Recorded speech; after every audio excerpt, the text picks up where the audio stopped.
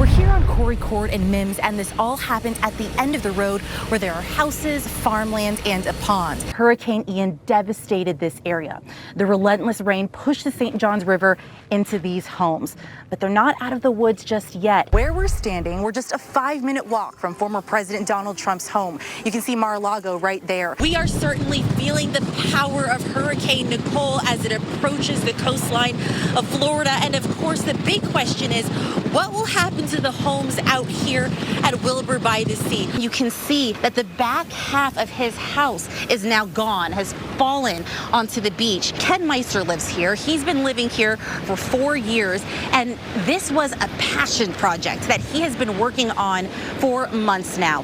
The back, what you see through this opening now, is his living room. And today, in an exclusive interview, West 2's Marlei Martinez. In an exclusive Saving Our Streets report, West 2's Marlei Martinez. West 2's Marlei Martinez spoke exclusively with the witness. Join West 2 News in an exclusive 3-part series where Marlei Martinez sits down with Catherine Jones for the first time since her release from prison. Are you sorry for what you did? Absolutely. So we asked Governor Ron DeSantis about the conflicting decisions. Governor, what should parents take away in the face of the judge's decision on Friday? Orange County has a new mask mandate, but they're not the only ones. So I would just say, I think there have been some local authorities who have violated the law. Response to the federal government that they may subsidize what the state doesn't pay? That is not a good use to bail out politicians.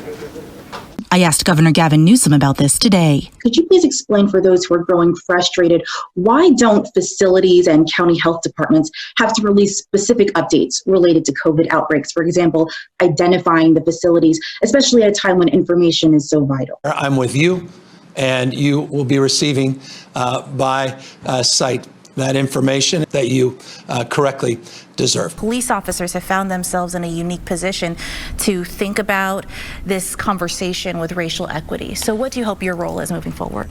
Talk about sacrifice. As thousands of buildings went up in flames like these here on Skyway, firefighters faced the very real dilemma: either monitor their own homes that were likely going up in flames or help their neighbors, friends, and the community. And that's what many of them did.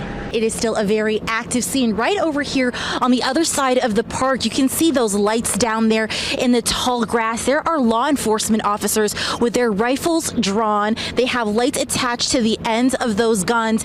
And I want to show you the scene some more. We have Sacramento Sheriff deputies standing here. They are blocking the overpass.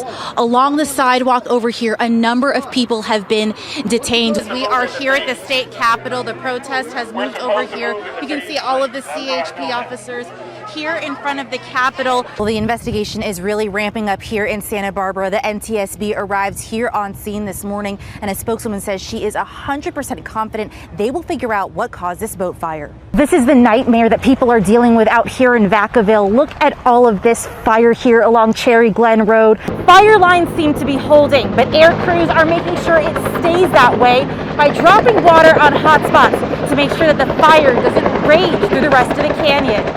And I'll tell you what's really cool. About 45 minutes ago, we saw that team of astronauts cruise right by us here at the Kennedy Space Center media site. They were heading to that room to put those spacesuits on. Marlei joins us now from Ridgecrest. So Marlei, you're at the earthquake shelter. What are people feeling tonight? They have been through so much.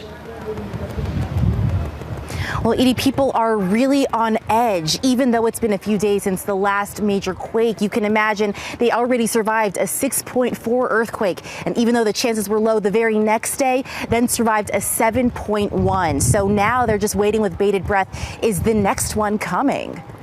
And there have been so many aftershocks, thousands of them. Have you been feeling those, Marlei?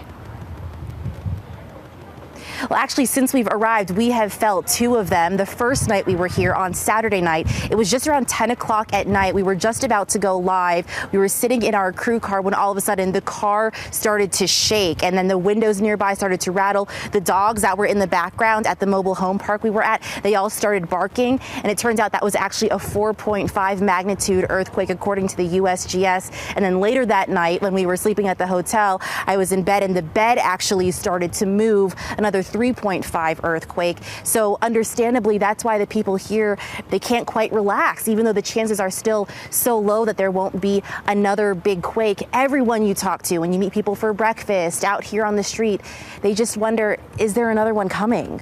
Yeah, and you just can't blame them. Of course, we wish them all the best. And Marlei, we wish you a safe trip back to Sacramento. Thank you.